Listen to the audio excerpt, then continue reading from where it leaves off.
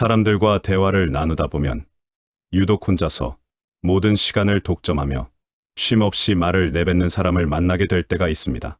처음에는 아는 것이 참 많구나 싶다가도 시간이 흐를수록 어쩐지 그 사람의 무게가 가벼워 보이고 나중에는 피곤함마저 느껴지는 경험을 해보셨을 것입니다. 반대로 꼭 필요한 말만 짧고 묵직하게 던지는 사람은 묘한 위엄과 함께 깊은 신뢰감을 주곤 합니다. 재미있는 것은 이 차이가 단순히 성격의 문제가 아니라는 점입니다. 말의 양과 그 사람이 가진 내면의 깊이 사이에는 우리가 생각하는 것보다 훨씬 강한 상관관계가 존재합니다. 조선 최고의 지성이라 불리는 다산정약용 선생은 일찍이 말이 많은 것은 지능이 부족한 증거다라는 서늘한 통찰을 남기셨습니다. 선생은 18년이라는 긴 유배 생활 동안 수많은 말의 화살을 맞으며 살아남으셨습니다. 그 고통의 시간 속에서 선생이 깨달은 것은 화려한 언변이 아니라 침묵과 절제가 한 사람의 진짜 지능과 품격을 증명한다는 사실이었습니다. 이 통찰은 200년이 지난 오늘날에도 전혀 낡지 않았습니다. 오히려 누구나 자신의 목소리를 쏟아낼 수 있는 이 시대에 이 말은 그 어느 때보다 날카롭게 우리를 찌릅니다. 오늘 이 영상에서는 정약용 선생의 지혜를 빌려 왜 말이 많아지는 것이 위험한 일인지, 그리고 우리가 어떻게 말을 다스려야 비로소 인생의 주도권을 쥘 수 있는지에 대해 깊이 있게 나누어 보려고 합니다. 이 이야기를 끝까지 듣고 나면 여러분의 언어는 이전보다 훨씬 단단해지고 주변 사람들의 시선 또한 눈에 띄게 달라지는 것을 느끼게 되실 것이라 확신합니다.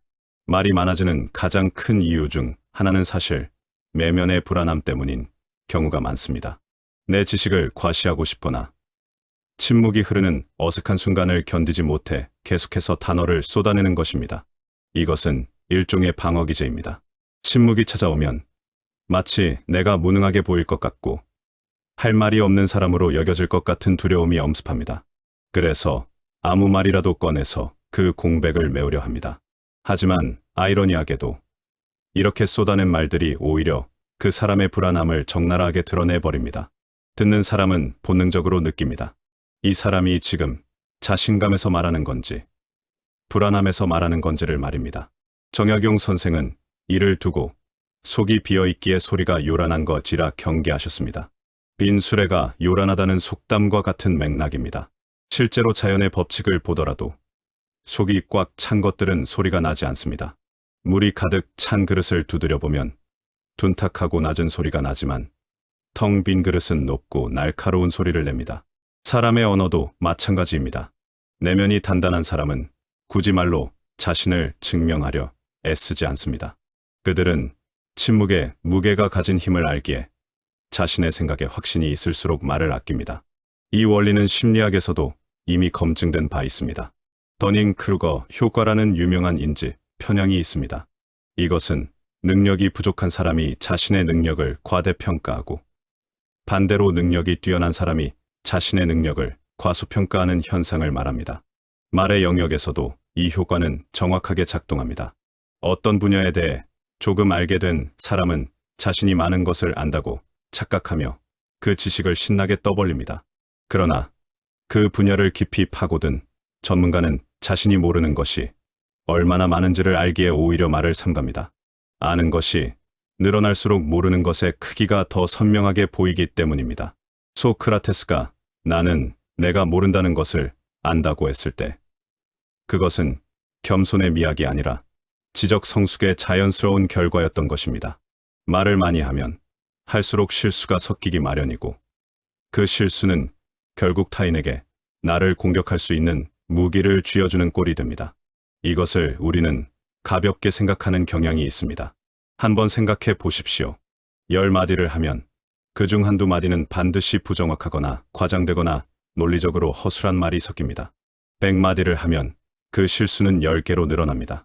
수학적으로 당연한 결과입니다.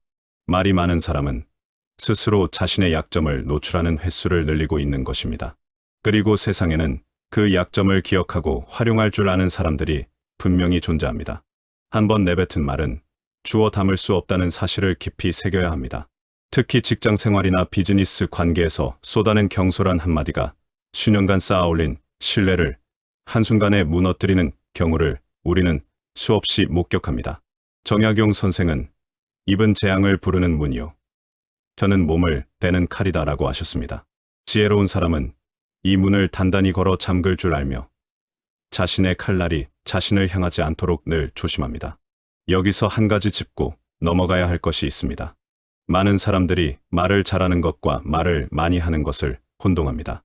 이 둘은 본질적으로 완전히 다른 능력입니다. 말을 잘하는 사람은 적은 단어로 핵심을 관통합니다. 반면 말을 많이 하는 사람은 핵심을 찾지 못해 주변을 배회합니다. 날카로운 칼은 한 번에 베지만 무딘 칼은 여러 번 휘둘러야 합니다. 마찬가지로 자신의 생각이 명확하게 정리되지 않은 사람일수록 더 많은 단어를 필요로 합니다. 생각이 정돈되지 않았기 때문에 말이 길어지는 것이고, 말이 길어지기 때문에 핵심이 더욱 희미해지는 악순환에 빠지는 것입니다. 세계적인 CEO들의 커뮤니케이션 방식을 관찰해보면 이 차이가 극명하게 드러납니다. 진정한 리더들은 회의석상에서 가장 마지막에 발언합니다. 모든 사람의 의견을 경청한 다음 핵심만을 짧게 정리하여 방향을 제시합니다. 그 한마디가 회의실 전체의 공기를 바꿉니다. 반면 자신의 위치가 불안한 사람일수록 회의 시간 내내 자신의 의견을 쏟아냅니다. 자신이 존재감을 드러내야 한다는 초조함 때문입니다. 하지만 역설적이게도 그 긴 발언이 끝나면 회의실에 남는 것은 명확한 방향이 아니라 흐릿한 잔상뿐인 경우가 대부분입니다. 이 원리는 글쓰기에서도 동일하게 적용됩니다.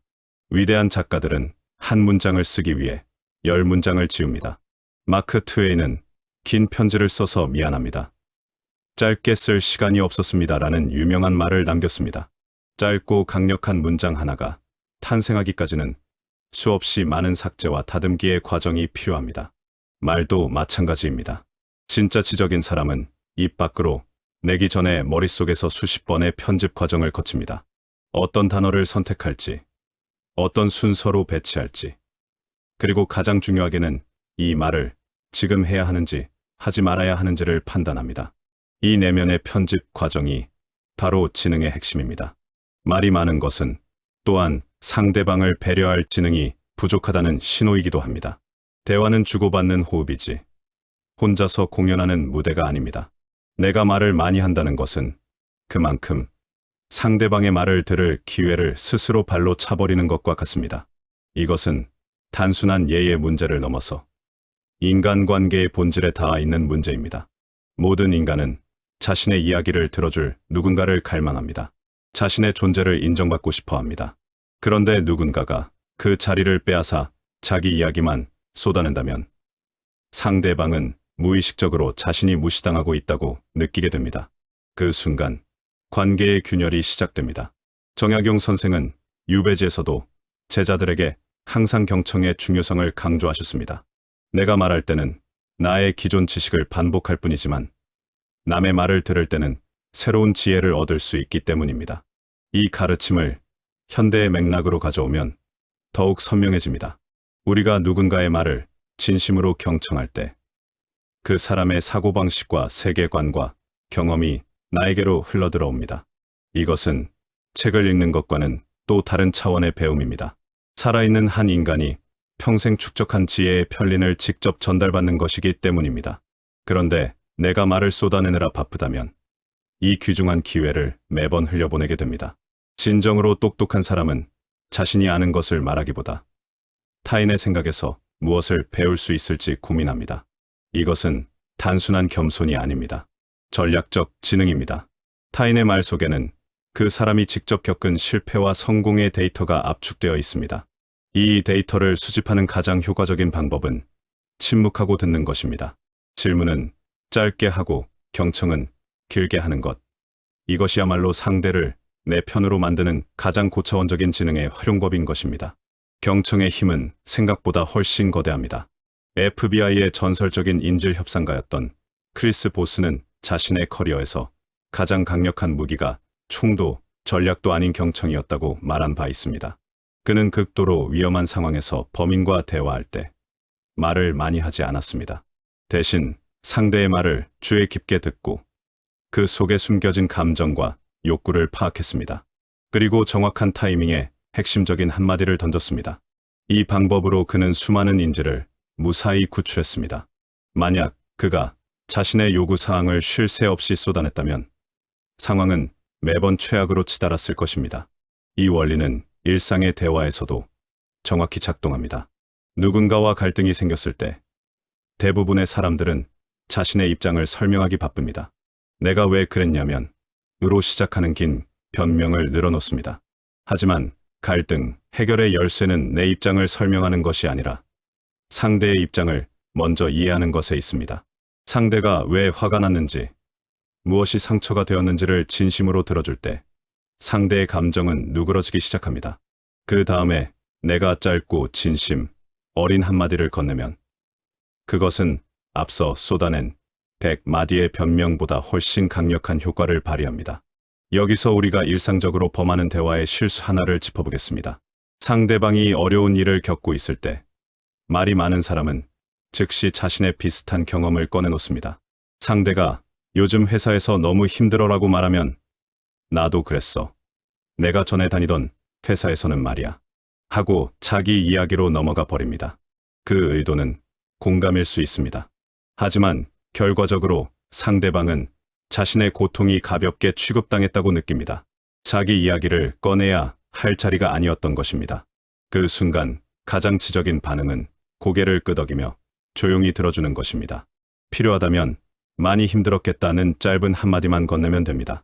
이 간결한 문장 하나가 상대방의 마음에 닿는 힘은 10분짜리 위로의 연설보다 훨씬 큽니다.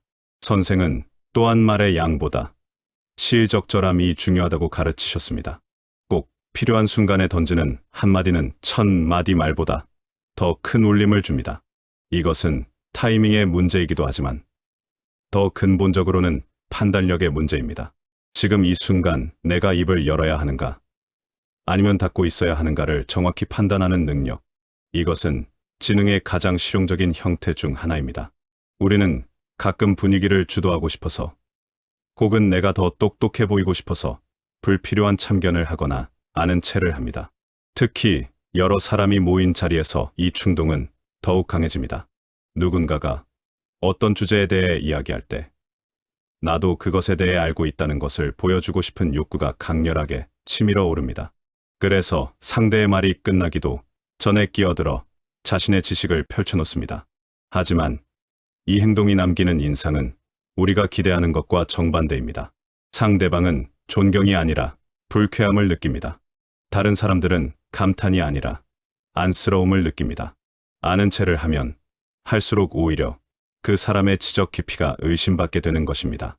정약용 선생은 묻지 않은 말에 답하지 말고 알아도 모르는 체 하는 것이 자신을 보존하는 길이라고 하셨습니다. 이 가르침은 처음 들으면 소극적으로 느껴질 수 있습니다. 왜 아는 것을 숨겨야 하는가? 왜 자신을 드러내지 말아야 하는가? 하고 반문할 수 있습니다. 하지만 이것은 숨기는 것이 아니라 보존하는 것입니다. 내가 가진 패를 다 보여주는 사람은 금방 바닥이 드러나기 마련입니다. 하지만 말을 아끼는 사람은 그 속이 얼마나 깊은지 가늠할 수 없기에 함부로 대할 수 없는 위험이 생깁니다. 이것은 동양 철학에서 오래전부터 강조해온 지혜이기도 합니다. 노자는 아는 자는 말하지 않고 말하는 자는 알지 못한다고 했습니다. 손자병법에서는 실력을 감추고 약하게 보이는 것이 최고의 전략이라고 가르칩니다. 이것은 비겁함이 아니라 상대에게 나를 읽히지 않음으로써 주도권을 유지하는 고도의 전략입니다. 현대 사회에서도 진정한 실력자들은 자신의 카드를 함부로 공개하지 않습니다. 협상 테이블에서든 비즈니스 미팅에서든 일상의 대화에서든 자신이 무엇을 알고 무엇을 가졌는지를 쉽게 드러내지 않는 사람이 결국 게임의 주도권을 줍니다. 침묵은 상대를 무시하는 것이 아니라 오히려 나 자신의 품격을 지키며 상대에게 생각할 공간을 내어주는 고도의 지적 행위인 것입니다. 침묵이 흐를 때 대부분의 사람들은 불편해합니다. 그 빈 공간을 빨리 채워야 한다는 압박감을 느낍니다. 하지만 진정으로 지적인 사람은 그 침묵을 두려워하지 않습니다. 오히려 그 순간을 활용합니다. 침묵 속에서 상대방의 표정을 읽고 상황을 분석하고 다음에 내뱉을 말의 무게를 가늠합니다. 이 내면의 작업은 말을 쏟아내는 동안에는 절대로 이루어질 수 없는 것입니다. 말이 많은 사람들의 또 다른 특징은 자신의 감정을 여과 없이 드러낸다는 점입니다. 기쁘면 기쁜 대로, 화가 나면 화가 나는 대로 모든 것을 말로 쏟아내 버립니다. 이것은 순수함이나 솔직함이 아닙니다. 이것은 자기 통제력의 부재입니다. 감정이 올라올 때 그것을 즉각적으로 언어로 변환하여 내뱉는 것은 본능적인 반응입니다. 동물도 할 수 있는 반응입니다. 하지만 인간의 지능이 동물과 다른 점은 바로 이 반응과 행동 사이에 선택이라는 공간을 만들어낼 수 있다는 것입니다. 정약용 선생은 감정을 다스리지 못하는 언어는 짐승의 소리와 다를 바 없다고 꾸짖으셨습니다. 이 말씀이 과격하게 들릴 수 있지만 곰곰이 생각해보면 정확한 지적입니다. 화가 나서 쏟아낸 말, 질투심에 불타서 내뱉은 말, 두려움에 떨면서 치꺼린 말, 이런 말들이 상황을 개선한 적이 있었습니까? 거의 대부분의 경우 상황을 더 악화시켰을 것입니다. 화가 났을 때 한 번만 참고 입을 닫으면 큰 후회를 막을 수 있습니다. 이 한 번의 참음이 10번의 사과보다 값진 것입니다. 지능이 높은 사람은 자신의 감정이 말로 옮겨졌을 때 어떤 파장을 일으킬지 미리 계산합니다. 이것은 감정을 억누르라는 뜻이 아닙니다. 감정을 느끼되 그 감정이 나의 언어를 지배하도록 내버려 두지 않겠다는 의지의 문제입니다. 실제로 감정적인 발언은 그 순간에는 시원하게 느껴질 수 있지만 지나고 나면 반드시 대가를 치르게 됩니다. 직장에서 상사에게 쏟아낸 불만, 연인에게 던진 상처 주는 말, 친구에게 내뱉은 시기심 가득한 한마디, 그 말들은 공기 중으로 사라지지 않습니다. 상대방의 기억 속에 깊이 새겨져 관계의 균열로 남습니다. 그들은 감정이 소용돌이 칠 때일수록 침묵을 선택하여 마음의 평정을 되찾습니다. 이것은 약함이 아니라 강함입니다. 폭풍이 불 때 깊이 뿌리 내린 나무는 움직이지 않습니다. 뿌리가 얕은 나무만이 바람에 요란하게 흔들리며 소리를 냅니다. 감정의 폭풍 속에서 침묵을 유지할 수 있는 사람은 그만큼 내면의 뿌리가 깊은 사람입니다. 정약용 선생이 모진 모함 속에서도 평생을 선비의 기계로 버틸 수 있었던 것은 자신의 감정을 말로 낭비하지 않고 오직 학문과 저술이라는 건설적인 방향으로 쏟아부었기 때문입니다. 여기서 현대 심리학이 밝혀낸 흥미로운 사실 하나를 덧붙이겠습니다. 인간의 뇌에서 분노나 흥분 같은 강렬한 감정이 발생했을 때 그 감정이 전두엽의 이성적 판단 영역으로 전달되기까지 약 6초의 시간이 걸린다고 합니다. 즉, 감정이 폭발하는 순간에 단 6초만 입을 다물고 있으면 뇌는 그 감정을 이성적으로 처리할 준비를 마칩니다. 고작 6초입니다. 하지만 대부분의 사람들은 이 6초를 견디지 못하고 말을 쏟아냅니다. 그리고 평생 후회할 말을 남기게 됩니다. 지능이 높은 사람과 낮은 사람의 차이는 때때로 이 6초의 침묵에 의해 결정됩니다. 감정의 절제와 관련하여 한 가지 더 이야기하고 싶은 것이 있습니다. 말이 많은 사람들은 종종 자기 자랑도 여과 없이 쏟아냅니다. 자신의 성취, 자신의 인맥, 자신의 소유물, 자신의 경험을 끊임없이 나열합니다. 이것 역시 불안함의 표현입니다. 진짜 성취를 이룬 사람은 굳이 그것을 말로 광고하지 않습니다. 그들의 결과물이 스스로 말하기 때문입니다. 반면 자신의 위치가 불안한 사람일수록 자기 자랑을 통해 타인의 인정을 구걸합니다. 이것은 구걸이라는 단어가 거칠게 들릴 수 있지만 본질적으로 정확한 표현입니다. 자기 자랑을 늘어놓는 순간 당신은 상대에게 나를 대단하게 봐달라고 요청하는 것이고 그것은 관계에서의 주도권을 상대에게 넘기는 행위입니다. 진정한 자신감은 침묵 속에 존재합니다. 자신의 가치를 알고 있는 사람은 그것을 증명하기 위해 입을 열 필요가 없습니다. 그의 행동과 결과가 모든 것을 말해주기 때문입니다. 스티브 잡스의 유명한 제품 발표를 떠올려 보십시오. 그는 무대 위에서 긴 설명을 늘어놓지 않았습니다. 제품을 꺼내들고 핵심 기능 하나를 보여준 다음 잠시 멈추었습니다. 그 침묵의 순간에 관객들의 감탄이 터져 나왔습니다. 말이 아닌 침묵이 사람들의 마음을 움직인 것입니다. 우리가 평소에 내뱉는 말들은 우리의 운명을 결정짓는 씨앗이 됩니다. 정약용 선생은 말이 씨가 된다는 말을 단순한 미신이 아닌 인과응보의 진리로 보셨습니다. 이것은 신비로운 이야기가 아닙니다. 과학적으로도 설명 가능한 현실입니다.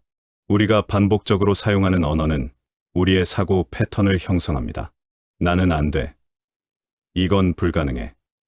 역시 세상은 불공평해라는 말을 습관적으로 내뱉는 사람은 실제로 내가 그 방향으로 현실을 해석하기 시작합니다.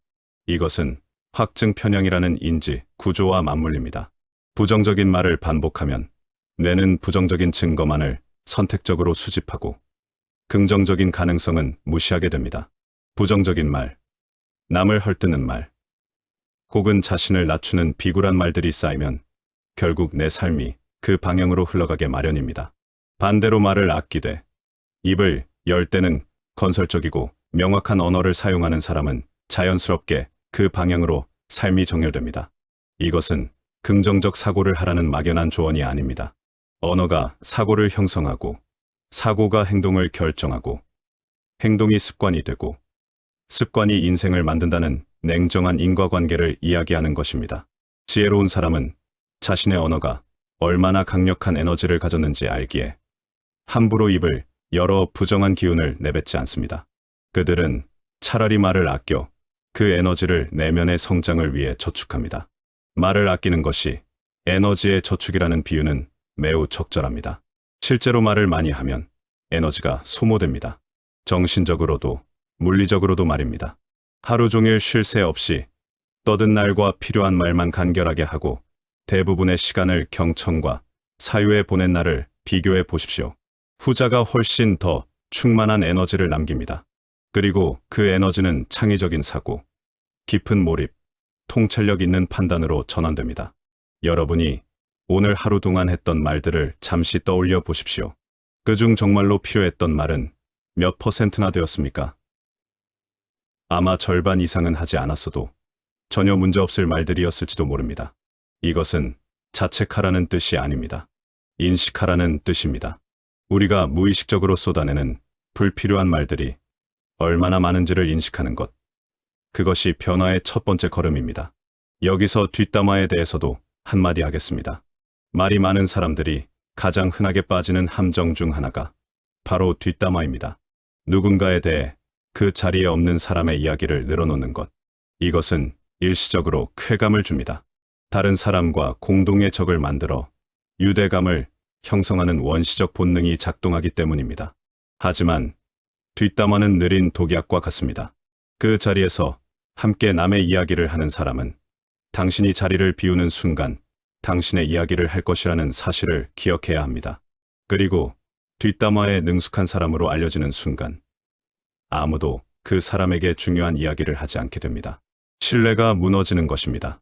진정으로 지적인 사람은 남의 이야기를 하는데 자신의 언어를 낭비하지 않습니다. 그 시간에 자신을 발전시킬 주제에 대해 사유하거나 타인의 장점에서 배울 것을 찾습니다. 이것은 성인군자가 되라는 말이 아닙니다. 자신의 에너지를 어디에 투자할 것인지를 전략적으로 선택하라는 것입니다. 뒷담화에 투자한 시간과 에너지는 그 어떤 수익도 가져다 주지 않습니다. 오히려 관계를 해치고 자신의 평판을 깎으며 내면을 더 비루하게 만들 뿐입니다. 뒷담화와 비슷한 맥락에서 불평과 불만 역시 말이 많은 사람들이 빠지기 쉬운 함정입니다. 날씨가 덥다, 월급이 적다, 상사가 무능하다, 세상이 불공평하다. 이런 말들을 입에 달고 사는 사람들이 있습니다. 흥미로운 것은 불평을 많이 하는 사람일수록 자신의 상황을 개선하기 위한 실질적인 행동은 하지 않는다는 점입니다. 불평은 에너지를 소모시키지만 현실은 바꾸지 못합니다. 오히려 불평을 말로 쏟아내는 순간 뇌는 일종의 해소감을 느끼기 때문에 실제 행동으로 나아갈 동력이 줄어듭니다. 심리학에서는 이것을 감정적 방출이라고 부릅니다. 불만을 말로 표현하면 잠시 기분이 나았지만 그것이 오히려 문제 해결을 방해하는 역설적 구조입니다. 진정으로 지적인 사람은 불평하는 대신 조용히 해결책을 찾습니다. 그리고 해결이 끝난 후에도 그것을 떠벌리지 않습니다. 결과가 말해줄 것을 알기 때문입니다. 또 하나 살펴봐야 할 것이 있습니다. 소셜미디어 시대에 말이 많아지는 것은 오프라인에서만의 문제가 아닙니다. 우리는 온라인에서도 끊임없이 말을 쏟아냅니다. 댓글, 게시물, 메시지, 스토리. 자신의 일상을 실시간으로 중계하고 모든 사안에 대해 의견을 표명하고 자신의 감정 상태를 시시각각 업데이트합니다. 이 디지털 언어의 홍수는 오프라인에서의 수다보다 더 위험할 수 있습니다. 왜냐하면 온라인에서 내뱉은 말은 기록으로 남기 때문입니다. 술자리에서 실수로 내뱉은 말은 시간이 지나면 흐릿해지지만 온라인에 남긴 글은 스크린샷으로 영원히 보존될 수 있습니다. 자신의 모든 것을 온라인에 공개하는 것은 디지털 시대에 말이 많은 것입니다. 자신의 위치, 자신의 감정, 자신의 계획, 자신의 갈등을 모든 사람에게 중개하는 행위는 그 자체로 내면의 공허함을 드러냅니다. 충만한 사람은 자신의 경험을 온전히 체험하는 데 집중하지, 그것을 타인에게 보여주는 데 에너지를 쏟지 않습니다. 아름다운 석양을 보면서 사진을 찍고 필터를 고르고 캡션을 다는 동안 정작 그 석양은 이미 지고 있습니다. 맛있는 음식 앞에서 각도를 맞추고 촬영하는 동안 음식은 식어가고 있습니다. 우리는 경험 자체보다 그 경험을 보여주는 것에 더 많은 에너지를 쏟는 기이한 시대를 살고 있습니다. 물론 소셜 미디어 자체가 나쁘다는 것이 아닙니다. 그것을 어떻게 사용하느냐의 문제입니다. 전략적으로 절제하며 꼭 필요한 메시지만을 담아 활용하는 사람은 온라인에서도 오프라인에서와 마찬가지로 단단한 인상을 남깁니다. 여기서 한 가지 더 지적하고 싶은 것이 있습니다. 온라인에서 모든 사안에 대해 즉각적으로 의견을 표명하는 습관 역시 디지털 시대의 말 많음입니다. 뉴스가 뜨면 즉시 댓글을 달고 논쟁이 벌어지면 바로 한쪽 편에 서서 목소리를 높입니다. 하지만 대부분의 사안은 즉각적인 반응이 아니라 충분한 사유를 거쳐야 정확한 판단을 내릴 수 있습니다. 빠르게 의견을 내놓은 사람일수록 나중에 그 의견을 수정하거나 후회하는 경우가 많습니다. 지적인 사람은 모든 사안의 의견을 가질 필요가 없다는 것을 압니다. 모든 논쟁에 참여할 필요가 없다는 것을 압니다. 그들은 자신의 전문 영역이 아닌 주제에 대해서는 판단을 유보하고 정말로 자신이 가치 있는 기여를 할 수 있는 순간에만 목소리를 냅니다. 정약용 선생은 침묵 속에서 자신을 돌아보는 신독의 자세를 평생 실천하셨습니다. 홀로 있을 때뿐만 아니라 사람들 사이에서도 자신의 마음을 살피는 것이 진정한 공부라고 하셨습니다. 이 신독의 개념은 현대에 와서 마인드풀니스, 즉 알아차림이라는 이름으로 다시 조명받고 있습니다. 자신이 지금 무슨 말을 하려 하는지, 왜 그 말을 하고 싶은지, 그 말이 상황에 정말 도움이 되는지를 매 순간 인식하는 것. 이것이 언어의 알아차림입니다. 말이 많아지면 마음이 흩어지고, 마음이 흩어지면 지혜가 흐려집니다. 반대로 말을 줄이면 마음이 고요해지고, 마음이 고요해지면 판단이 명확해집니다. 이것은 실질적인 삶의 변화로 이어집니다.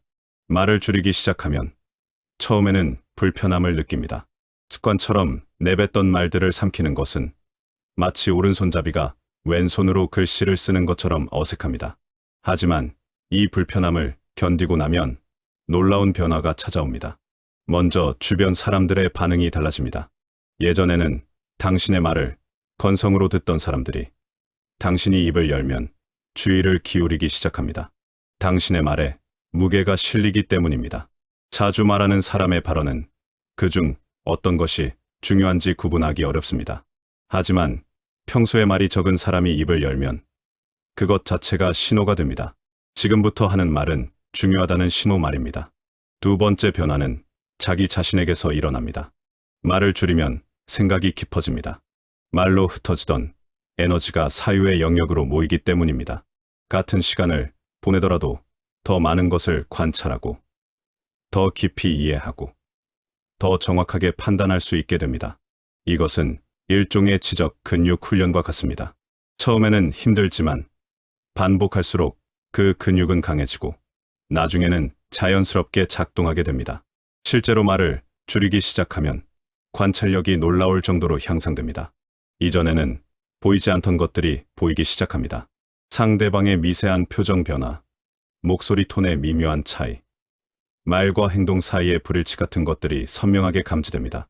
말하느라 바빴을 때는 놓쳤던 수많은 정보들이 침묵 속에서 흘러들어오는 것입니다. 이 정보들은 인간관계에서도, 비즈니스에서도, 일상의 판단에서도 결정적인 차이를 만들어냅니다. 세 번째 변화는 인간관계의 질적 향상입니다. 말을 줄이고 경청을 늘리면 상대방은 당신과의 대화에서 편안함을 느끼기 시작합니다. 자신의 이야기를 진심으로 들어주는 사람은 이 세상에 생각보다 드뭅니다. 대부분의 사람들은 상대의 말을 듣는 동안에도 머릿속으로는 다음에 자기가 할 말을 준비하고 있습니다. 진정한 경청을 하는 사람을 만나면 사람들은 본능적으로 그에게 끌립니다. 신뢰하게 됩니다. 중요한 이야기를 나누고 싶어 합니다. 이것이 바로 침묵이 만들어내는 인간관계의 마법입니다. 이제부터라도 대화의 기술을 배우기보다 침묵의 기술을 먼저 익혀보시는 것을 권합니다. 상대방이 말할 때 그 눈을 응시하며 진심으로 들어주는 것, 그리고 내가 꼭 해야 할 말이 무엇인지 한 번 더 걸러서 내뱉는 연습을 하는 것입니다. 구체적인 실천 방법을 하나 제안드리겠습니다. 오늘부터 대화할 때 내가 말하기 전에 속으로 세 가지를 점검해 보십시오. 이 말은 사실인가? 이 말은 지금 꼭 필요한가? 이 말은 상대에게 도움이 되는가? 이 세 가지 중 하나라도 충족하지 못하면 그 말은 하지 않아도 됩니다. 이 간단한 필터를 적용하는 것만으로도 여러분의 불필요한 말은 절반 이하로 줄어들 것입니다. 처음에는 조금 어색하고 불편할 수도 있습니다. 하지만 이 정적이 주는 평온함과 그 속에서 싹트는 단단한 힘을 경험하게 된다면 여러분은 왜 침묵이 최고의 지성인지 스스로 깨닫게 되실 것입니다. 침묵을 두려워하지 마십시오. 침묵은 공허가 아닙니다. 침묵은 생각이 자라는 토양이며 지혜가 숙성되는 시간이며 품격이 드러나는 순간입니다. 말이 사라진 자리에 남는 것은 공백이 아니라 당신이라는 존재의 깊이입니다. 마지막으로 한 가지만 더 말씀드리겠습니다. 말을 줄이라는 것이 세상과 소통하지 말라는 뜻은 아닙니다. 오히려 그 반대입니다. 진정한 소통은 말의 양이 아니라 질에 의해 결정됩니다. 하루에 1000마디를 해도 상대방의 마음에 닿지 못하면 소통이 아니고 단 한마디라도 상대방의 마음 깊이 스며들면 그것이 진짜 소통입니다. 우리가 추구해야 할 것은 말을 많이 하는 것이 아니라 말이 필요한 순간에 정확한 말을 하는 능력입니다. 그리고 이 능력은 역설적이게도 침묵의 시간 속에서만 길러집니다. 한번 상상해 보십시오. 당신의 주변에 있는 가장 존경받는 사람을 떠올려 보십시오. 그 사람은 말이 많은 사람입니까? 아니면 말이 적지만 한마디, 한마디에 무게가 실리는 사람입니까? 대부분의 경우 후자일 것입니다.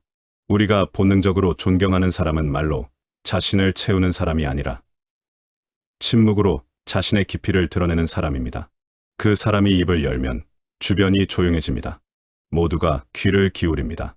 그 한마디가 끝나면 긴 여운이 남습니다. 그것이 말의 진정한 힘입니다. 그리고 그 힘은 수많은 침묵의 시간 위에 세워진 것입니다. 결국 이 모든 이야기의 핵심은 하나로 귀결됩니다. 말의 가치는 희소성에서 나온다는 것입니다. 다이아몬드가 귀한 것은 흔하지 않기 때문입니다. 매일 수천 개씩 쏟아진다면 돌멩이와 다를 바 없을 것입니다. 당신의 말도 마찬가지입니다. 쉴 새 없이 쏟아내면 그 가치는 바닥으로 떨어집니다. 하지만 꼭 필요한 순간에 정확한 한마디를 건네면 그 말은 다이아몬드처럼 빛나게 됩니다. 말을 아끼는 것은 인색함이 아닙니다. 그것은 자신의 언어의 가치를 부여하는 가장 확실한 방법입니다. 오늘 우리는 정약용 선생의 가르침을 통해 말이 많은 것이 왜 지능의 부족인지, 그리고 침묵이 우리 삶에 어떤 변화를 가져다 주는지에 대해 깊이 알아보았습니다. 말을 잘하는 것보다 더 위대한 것은 말해야 할 때와 멈춰야 할 때를 정확히 아는 분별력입니다. 정약용 선생이 그 험난한 세월을 이겨내고 오늘날까지 우리에게 울림을 주시는 것은 그분의 글이 수많은 침묵과 고뇌 끝에 정제되어 나온 지혜의 결정체이기 때문입니다. 여러분도 오늘부터 내 말의 양을 조금 줄이고 그 빈자리를 깊은 사유와 경청으로 채워보시기 바랍니다. 소리내지 않아도 존재감을 드러내는 사람, 한마디를 해도 그 말이 오래도록 마음에 남는 사람, 함부로 대할 수 없는 깊이를 가진 사람. 그것이 바로 침묵의 기술을 체득한 사람이 도달하는 경지입니다. 여러분의 말 한마디가 보석처럼 빛나고 주변에 여러분을 존경하는 이들이 가득하기를 진심으로 응원합니다. 긴 시간 시청해 주셔서 감사합니다. 평안한 하루 보내십시오.